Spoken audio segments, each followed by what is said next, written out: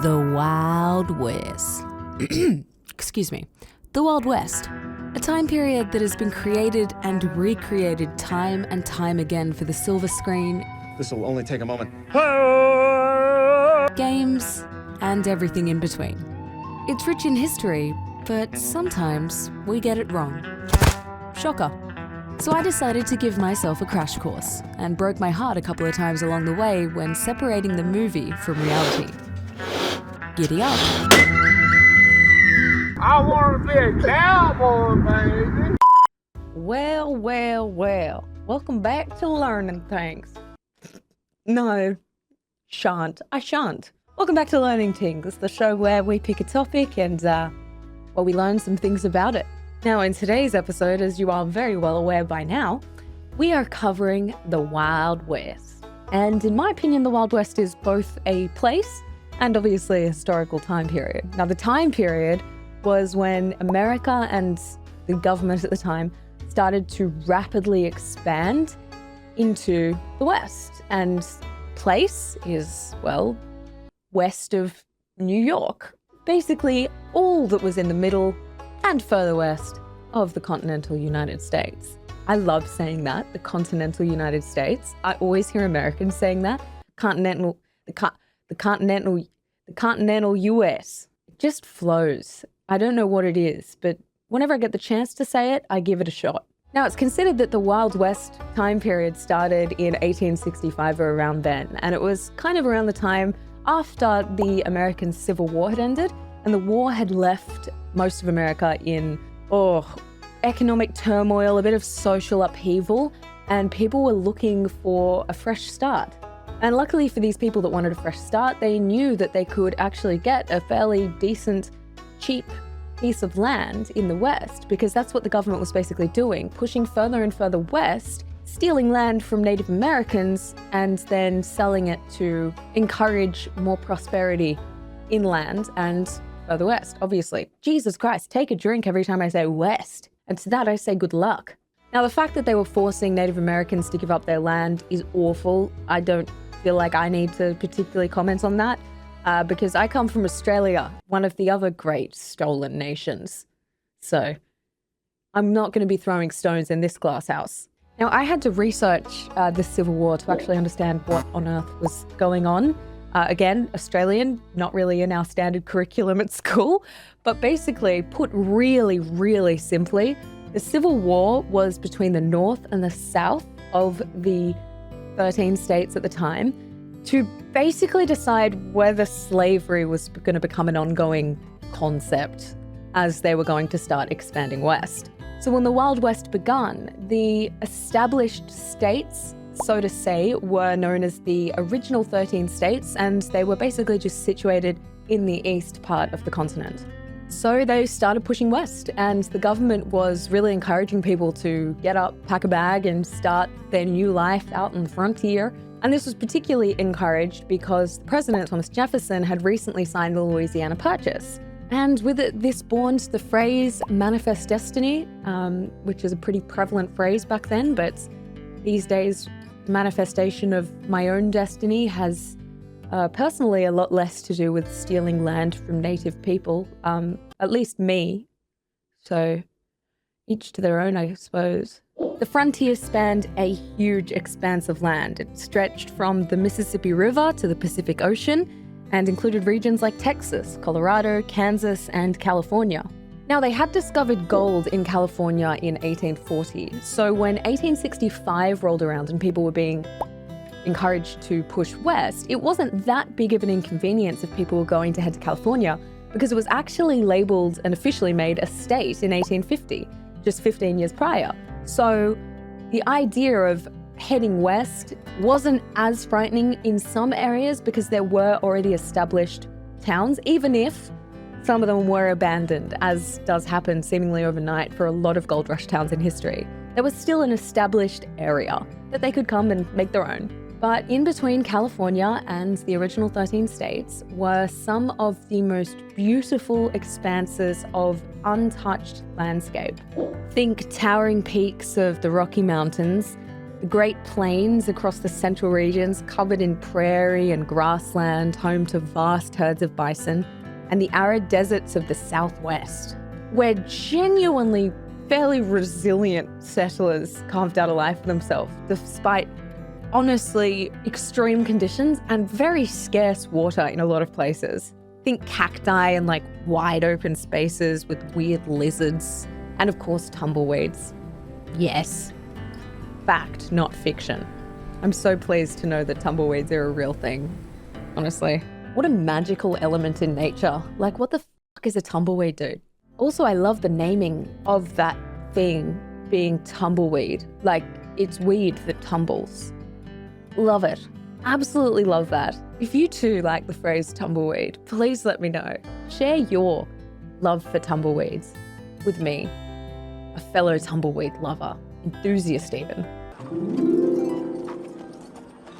Frenchman's Gulch. This town is new to me. Now, life on the frontier was rough in the beginning because weather that they had in the east wasn't nearly as hot as they were experiencing further inland in the west. And they also had wild animals they had to deal with, let's say, and resources were scarce. Even though the expansion of railway lines into the west was making it more possible and easier for people to travel, it still meant weeks, if not months, in between shipments of goods. Now, naturally, because life did have its genuine challenges back then, they had a huge sense of community. They shared horses, tools, information, food, resources with each other. They helped each other to survive. They protected each other. And because it was so far away and oftentimes a really isolated place to be, setting up a little settlement. Sorry, I'm not sure what that was.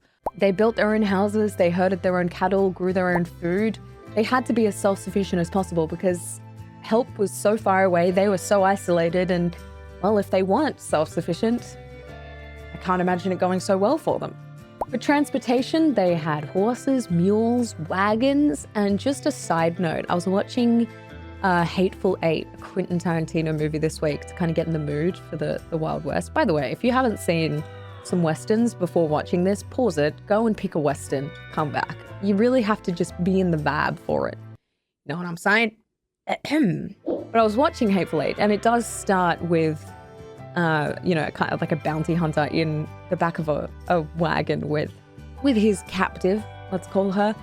And it was just one of those moments where I was just like, I would love to travel by coach. Now, don't get me wrong, I completely understand why we have moved past the coach method of transport. Not really sure how else I can prove I understand that, but just imagine sitting in the back of a coach. You've got some alcohol, probably some morphine back then if you so felt like, some pain relief, kick your feet up, there's some curtains, the seats are, well, there's a cushion on them, I imagine. And you're looking out the window at some of the most beautiful untouched landscapes in North America. Are you kidding? I do want to clarify though, this little fantasy of mine is strictly in beautiful places. I do not want to be bringing back horse and carriages for a trip down Parramatta Road, just in case, that's what you thought I meant. No, I specifically mean the beautiful areas of North America.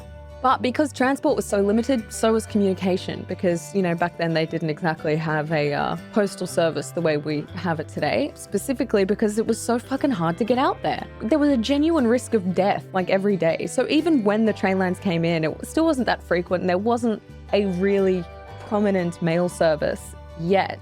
So for a while there, they had this thing called the Pony Express, I believe it was called.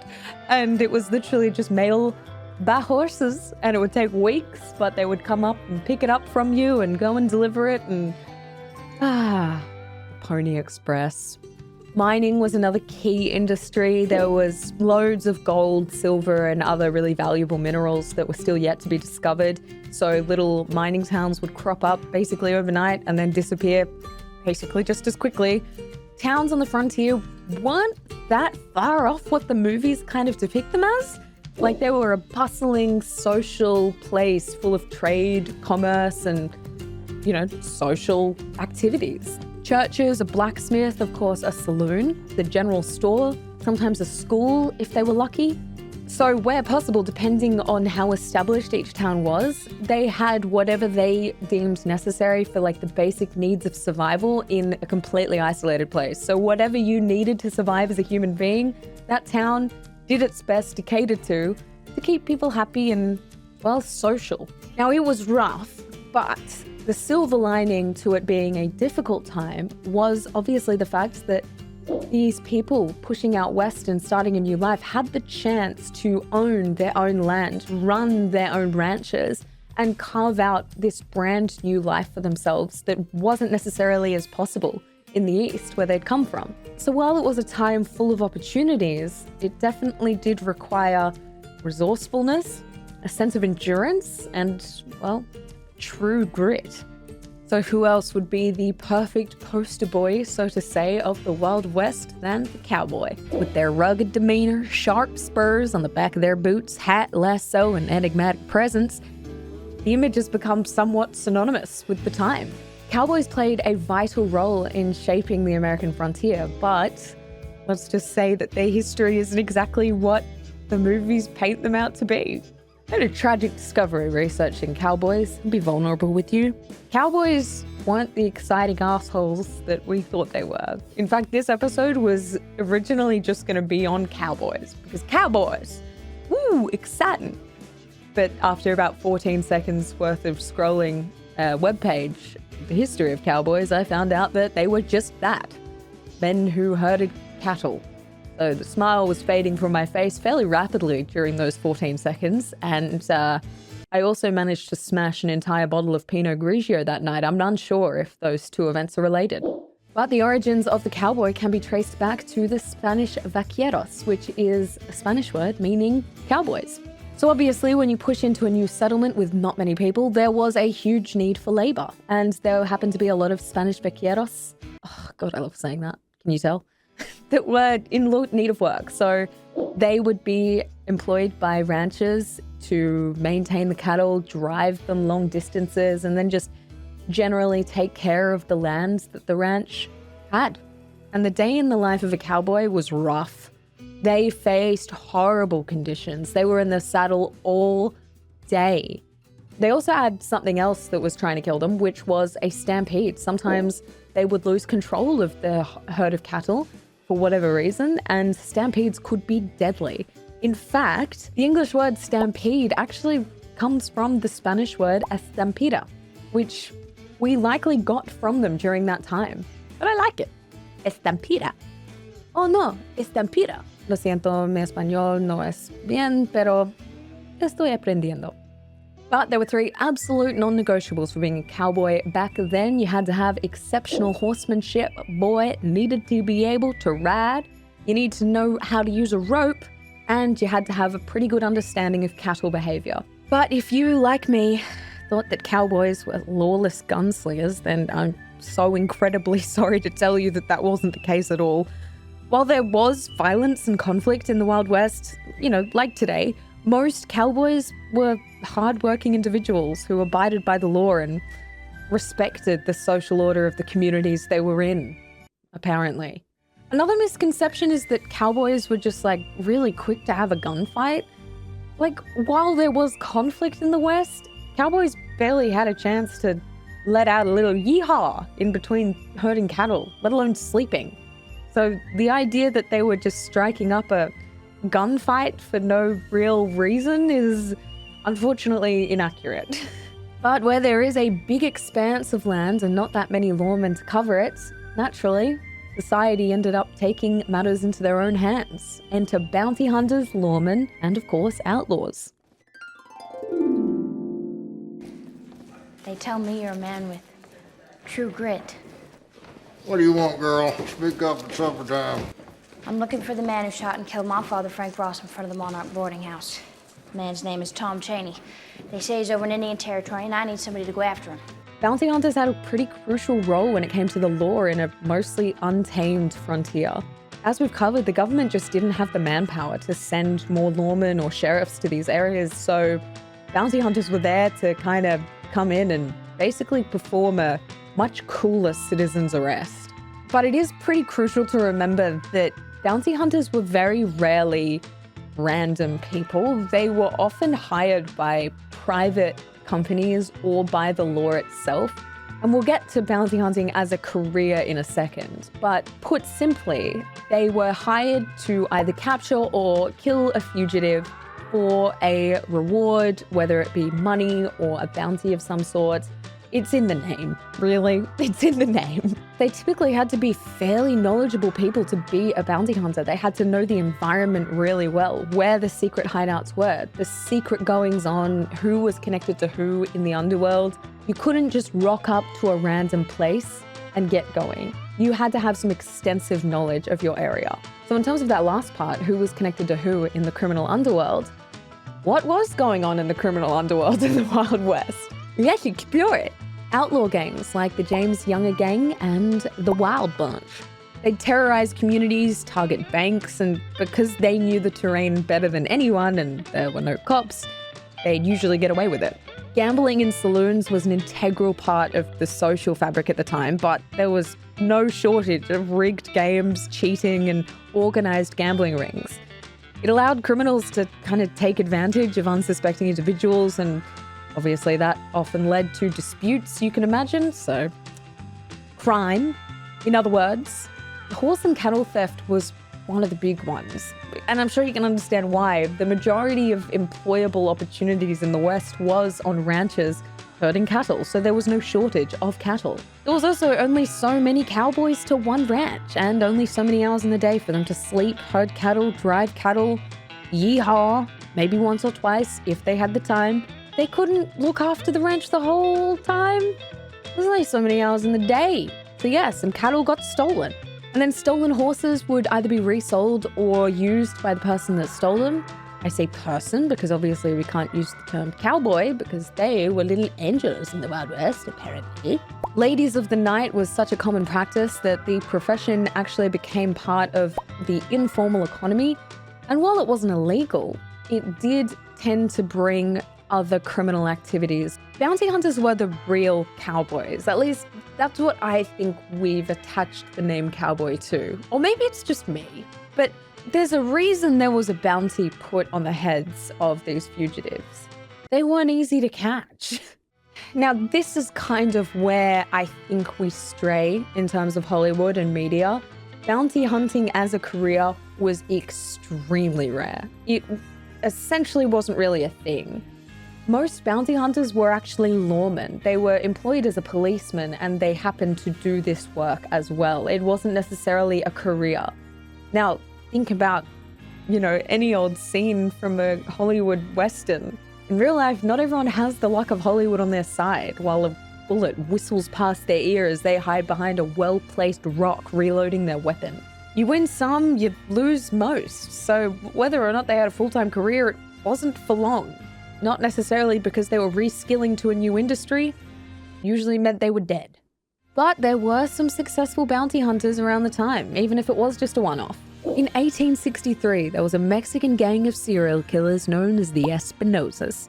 Felipe, Vivian, and Jose Espinosa killed dozens of people and remain some of Colorado's most prolific serial killers. They began as general Western hooligans robbing a wagon here and there, but one of the wagons they robbed happened to be owned by a high-up priest in the area. They had a big old gunfight, and I guess the Espinosa kids lost their fear of firing at a person because not too long after, they started offing people. When Tom Tobin, a trapper and mountain guide in New Mexico, saw that there was an award out for the Espinosas, dead or alive, he set out to catch them. He showed up in Colorado with 3 heads of the gang members in a burlap sack and received his reward, thus making his bounty hunting career somewhat successful, you could say. Billy the Kid was born William H. Bonney Jr. or maybe Henry McCarty, we don't know. He was born in July of 1881 in New Mexico and orphaned at a young age. He turned to a life of lawlessness and survival and was one of the most notorious gunfighters of the West. He was taken into custody for the murder of a sheriff at one point, but he escaped jail and the law wasn't happy with that. When bounty hunter Pat Garrett saw that there was now a $5,000 bounty on Billy the Kid's head, Pat, who was going through some financial struggles of his own as a lawman, thought he would give it a go. He spent 3 months tracking down Billy, and once he knew where he lived, Pat actually hid in Billy's bedroom in the dark. When Billy came home after a night of drinking, Pat caught him off guard and shot him. He claimed to have killed 21 men, and that's how old he was when he died, but apparently the number is likely less than 10. But funnily enough, the term bounty hunter is likely just another Hollywood invention. The term bail was more used. Yes, they were getting a reward. And yes, the term stands up, it makes sense, but they didn't necessarily call themselves bounty hunters. The reason we use the term bounty hunter was actually only really reignited in the 1950s by Hollywood. I don't know how true this is, but it's interesting. Apparently, George Lucas may have had a lot to do with it because he labeled Boba Fett as a bounty hunter of Han Solo. And so far, this is all a bit of a theme. We've been excitedly latching on to all of these representations of life in the Wild West based on what the silver screen has, shunned down on us. So I decided to talk to a real person about it, one who actually knows their stuff. The Arizona Ghost Riders is a super fun yet very educational YouTube channel headed up by Santee, who has had a love for the Wild West for some time. And for some reason, Santee agreed to sit down for a chat with me about the Wild West. Your channel is unreal. It is so cool. I didn't have enough time to even go through every single one of your videos. I went through some of the topics that I was particularly... Well, Lucy, there's over 300. I'm surprised you didn't have time. Shocked, honestly. And a little disappointed, too. I was going to say, it's a certain level of disrespect from me here. I do have a question about how you even got into, as you said, kind of reenacting. I understand you have kind of like a traveling troupe of theatre for this. How did you get into that? Well, I've always been interested in the history of the Old West. Ever since I was a kid watching Westerns with my father, which is interesting because when I was growing up, there wasn't anything there were gunfight shows and performers, but those were people in theme parks, like the one I work at now, as a matter of fact.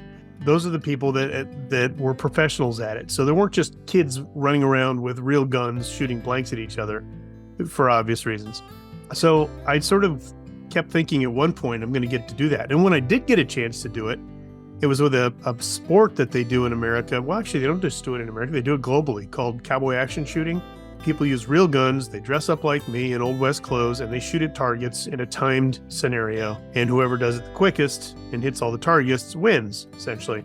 I did that, but there was something missing for me. And I think it was the performance aspect. It was the ability to actually, okay, I'm going to just say this, go out and shoot your best friend with a gun with a blank in it. So, No paintball around you? Yeah, no, there is paintball. Paintball hurt. Have you ever been hit with a paintball? It doesn't feel good, haven't. Lucy. Not good. No, I know it hurts. No, we just shoot blanks. We're just much better at that. Unless you live in New Mexico and your name is Alec Baldwin, in which case you don't shoot just blanks. So you probably better strike that from the podcast. Even as a performer, I always kept that interest in the history of it, more so than some of the other people I was working with. And I realized, that's where I'm supposed to be, I think. I think I'm supposed to be really researching the history, seeing how we do that with the way we perform and the way we do movies. For some reason, that's where this all went to, and that's where I am right now. So, and that's my job, is basically I go out in the street and tell people, John Wayne stood here, Dean Martin stood here, but this was what's wrong with that movie. And compared to the Old West, that's kind of what I do. And I think I've found my niche in life. Niche?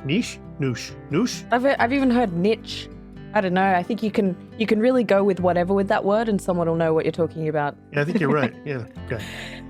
With perfect segue there. Thank you so much. Do people film at this theme park, or where does your role go that way? The place is called Old Tucson, and it's been there since 1939 when they built a set for a movie called Arizona, starring Gene Arthur and William Holden. And it was a Western location. After the war, World War II, it became a major filming location for all things Western, and basically has been ever since then. I mean, we just filmed our third movie that ended in June. It wrapped up in June. I'd love to tell you, oh, Lucy, Westerns are coming back the way they were back in the 1960s and stuff, but I don't know if they are. I think that people are making a concerted effort to make them come back. And I think it's really up to whether or not they're good movies and whether the audience is going to grasp onto it. Yeah, I absolutely agree. I watched True Grit again last night, which is one of my favorites. Kind of get myself in the mood for this, and that movie is fantastic to me. The original one with John Wayne or the remake with what's his name? I have seen the original, but I was watching the remake last night. And on that point about not having more westerns rather, in this day and age, I do think the remakes play a really big part in that, in taking a tried and true story and reproducing it for the modern audience, because ultimately that's what's going to decide whether or not the Western genre survives in the way it once did, how the audience perceives it.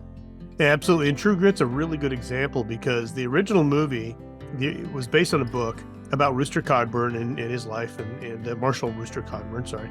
You know, I've read the book too, and I think the newest True Grit grasps it better than the older one did. And the older one was at a time period where it was really all about John Wayne, you know, that was his vehicle, and he won an Academy Award for it. But there's so many things wrong in the movie, historically. Oh, please. Right in the new movie. So what did True Grit get right as opposed to the original? Well, so the newest True Grit, you'll notice that the guns are more correct.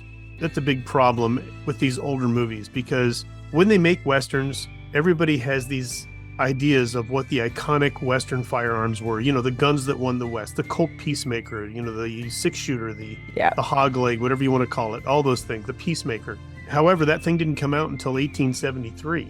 So if you have movies that take place before 1873 and they have those guns, well, you got a problem. All of a sudden, you're pleasing the audience, but you're giving them wrong information. I wouldn't expect that from the Coen brothers, though, because they didn't do that. They did a great job. As a matter of fact, if you watch the original True Grit with John Wayne, he does this amazing thing when he goes. You remember in the one you just saw, when he's across the field at the very end of the movie, he puts the reins in his teeth and he cocks a rifle with one hand because it's got a big loop on it. Yeah, those things just didn't exist back then. It was all fabrication for the audience. It was entertainment value, and that's fine. It's just nowadays people watch those movies and they have this uneducated idea about what the West was like. And absolutely, and I think it's actually a really good time for you to be coming in, because I was just thinking about how, you know, when that original John Wayne came out, people weren't nearly as educated as we are now, and that's not just from the schooling system. We have the internet, and that is a wild place for finding the truth. You know, there is a lot of false on there, but there is a lot of archived information on the internet now that is just at our fingertips. So naturally, I don't think these embellished movies with falsities would work with our audience, because we are a curious generation. They're going to fact check, especially if something's interesting to them. So if it's a quick Google away to find out on the Arizona Ghostwriters channel that in fact was not the case and they did not use that gun, then it kind of takes the magic out of the movie and the credibility. Yeah, it kind of does, you know, and that's the thing. But I think that the challenge for all of us is to sit there and watch the movie and still enjoy it. I see comments a lot on my channel when I go and I say, okay, well, this is right in this movie or this TV show, but this is not right. They didn't have this. But I'm not telling people, I'm not damning the show, and I'm also not telling people to not watch it, because I can always find something, and I'm going to say that's not just hyperbole, always. I can always find something about even the worst Westerns that I like, because I'm looking for it. You know, I'm looking for something. They got that right, or this was a nice touch. Cinematography is beautiful, blah, blah, blah. And so I appreciate the original True Grit, and I love the new True Grit also. John Wayne had a screen persona that it's just bigger than life. It just can't be copied. No offense to Jeff Bridges. He did an amazing job, and he probably was more like the character than John Wayne was. In fact, he was. I do have some questions about True Grit in terms of the validity. The bear hat coats, the bear skin with the head on top, how frequent were those? Was it common, or was it more like the town weirdo that happened to have one? So there was an era called the fur trade era prior to the Old West.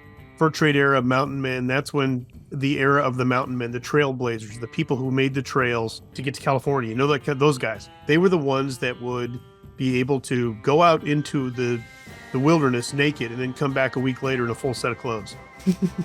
You would have seen those, but you're right, I think. I think that if you look at a lot of photos or if you hear stories, people in that more Victorian era, when it was later in the period, probably didn't walk down the street with wearing a bunch of animal skins looking like a real bear. Yeah, I think we use them more for boots, you know, the gator skins and things like that. It was, Right. you know, the animal product was present. It just wasn't necessarily on your head quite so, I don't even know the word for that.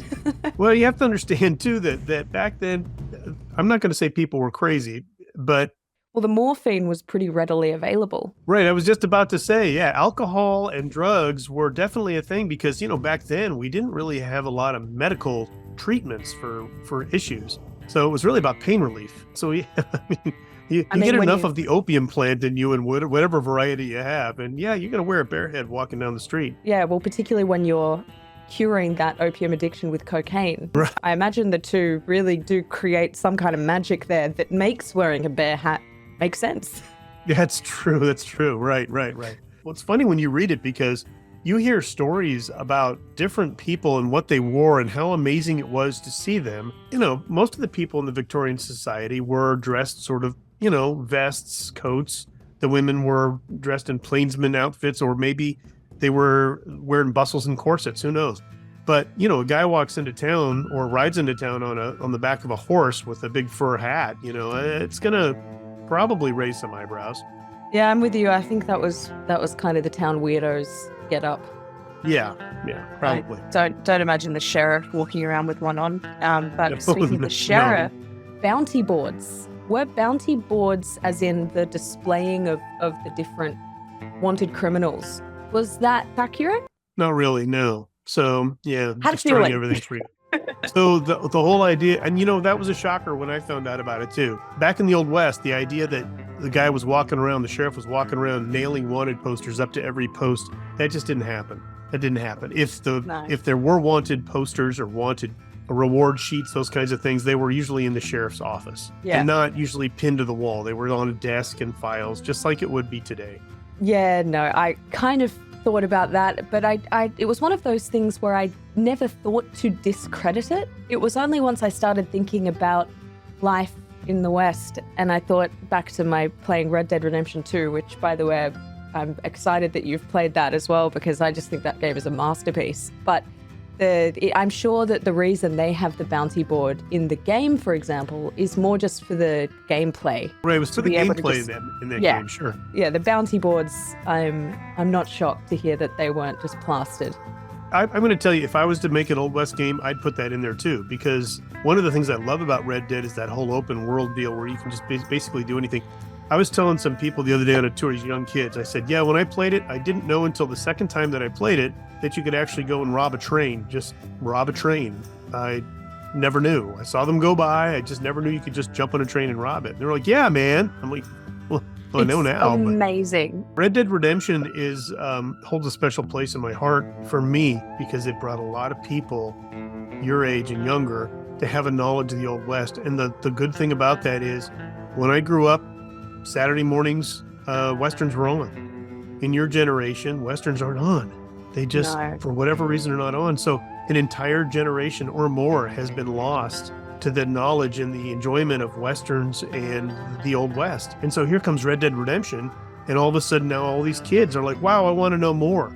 How can I do this? How can I do that? Or was it really like this, or was it not like this, you know? And when I first started the Red Dead Redemption video, if you look at the comments, almost every third comment is mad at me because I poked at his leather hat. You know, that's it. My partner and I sat down and went, huh. Right, a lot of people, yeah, and they got upset, and I realized I had to talk to the younger guys at work and say, why are people getting so bent out of shape? It's a game. I was like, no, they get really passionate about it. I said, but this guy cursed me out because I said the leather hat was not a practical hat to wear. Yeah. And he just like got so upset, and then he blocked me, and I'm like, I don't understand what's going on. That kid's growing up to wear a bear hat. Don't worry about him. Yeah, I was just going to say about Red Dead. what that taught me, funnily enough, was how beautiful America is, and that period in the frontier when they were moving across west, what that untouched land would have been like. And I know that America is stunning. You have every biosphere, but I would love to go to the Grizzlies, Strawberry, particularly. Now, these are places that In the game, yeah. Where you work in that theme park is Arizona, which I'm guessing is kind of serving as that arid desert area. Right. I mean, I'm sure you guys have beautiful sunsets too, but there's nothing quite like being at the base of a bunch of mountains when the sun is setting. But out here, the mountains turn red. It's quite stunning. And I saw that in the game, as a matter of fact. I'm pretty sure I saw that in the game or something like it. And I thought, wow, they really nailed this. That's it. Those wolves are brutal in that game. Yeah, they really are. The female medicine, now in your video about, as we were talking about earlier, drugs and recreational stuff like that, and obviously opium was readily available. Now, Right. one of the morphine products on the bottle, I had a good giggle because the byline for this product was the great blood purifier and system regulator for opium. Now, I don't know how we could describe opium as having those qualities, but I'm sure it can make you feel like it's doing that. Right. Yeah. I don't think back then that they knew how to actually say things like this is tough to say even to you, and I don't even know you that well. But like when the menstrual cycle would happen, I don't think they actually had a way of saying that was polite. Oh, so that's what it's leaning towards. I assumed it may have been one of those old kind of women hysteria. Yeah, I habits. think that's probably Have a it. I'm going to take a wild guess and say that back then they probably, when it came to sexual relations, it was more about form and function than it was about Absolutely. real pleasure. And so most likely the man did his duty. Wow, I cannot believe I'm having this conversation with you. The man would sit there and do his duty. And I think the woman, when he was done, the woman's like, okay, well, give me some opium. Oh man, imagine that. Invigorator won't be invented for another 30 years. So give me some opium over there. You did mention that the bounty hunter that got Billy the Kid, Pat Garrett, his gun went for $6 million. How often do we see Wild West memorabilia? A lot of it's in personal collections, and what happens is every 10 years or so, something pops up from a personal collection to another personal collection. Like another thing that went for millions was the only known photograph of Billy the Kid, which is a tintype.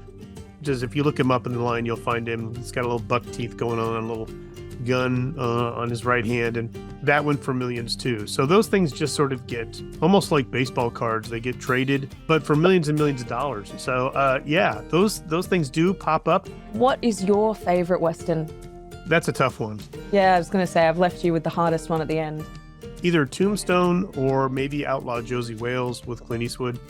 Tombstone's a big one, and it's important because up until Tombstone, costuming got a little skewed, and the historical costuming was starting to get a little strange. I mean, you had people like Kirk Douglas wearing tight leather shirts Yes. the entire time, showing off all the, the chest hair and all that. In Buscadero rigs, which are the big gun rigs where the gun hangs down to your knee. And then all of a sudden Tombstone comes along, and everybody looks like they would have looked in a Remington painting. Then all of a sudden now, everybody else is doing it. So it kind of changed the way Hollywood sees Westerns. It's more accurate now. And the Clint Eastwood one you mentioned, Josie. I Outlaw haven't seen Josie that Wales one. is just a great No. movie. You have to see it. Okay. All right. Tombstone and Josie Wales, they're on the list. Well, thank you so much, Santee, for your time this afternoon. I really appreciate it. I've had a ball asking you these questions. I do enjoy chatting to someone who absolutely knows their craft, even if it is this much of a niche. Niche. Ooh, Nache. We didn't say that. That's good. You're welcome. Thank you very much.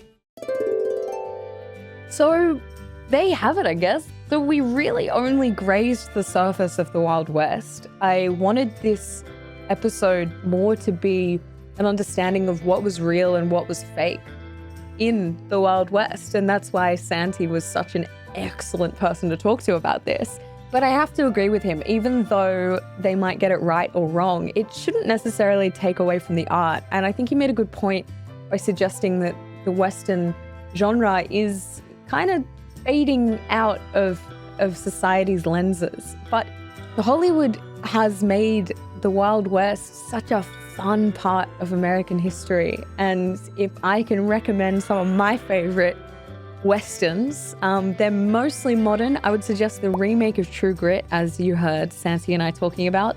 Django Unchained is fantastic, but a little prior to the West, I believe. I think that one's set a little earlier though, because slavery was obviously very prevalent. That is the whole plot of the film, but a great film nonetheless. Anything with Clint Eastwood in, and you'll get yourself some real classic cowboy action. Not cowboys, sorry. God. Outlaw action. Also, obviously, please check out Santee's channel over at Arizona Ghost Riders on YouTube. It is full of some of the most fascinating little tidbits, bite-sized episodes on time in the Wild West. He is a very knowledgeable, fun, cheeky man, and you can spend hours on that channel. I know I spent a solid amount of time watching his videos before I had a chat to him. So if you're looking for some fact versus fiction or just general information about a time of Americans' history that has solidified itself in pop culture, then head to Arizona Ghost Riders on YouTube and have some fun. But yeah, I really hope you enjoyed this episode. I certainly did. This one was a really fun one to me. I hope you have a fantastic day / afternoon / morning / evening. Please circle whichever applies. If you could give this episode a review on your podcast app of choice, I would very much appreciate that. And I will see you guys next time on Learning Tings. Yeehaw! Had to do at least one. Thank you.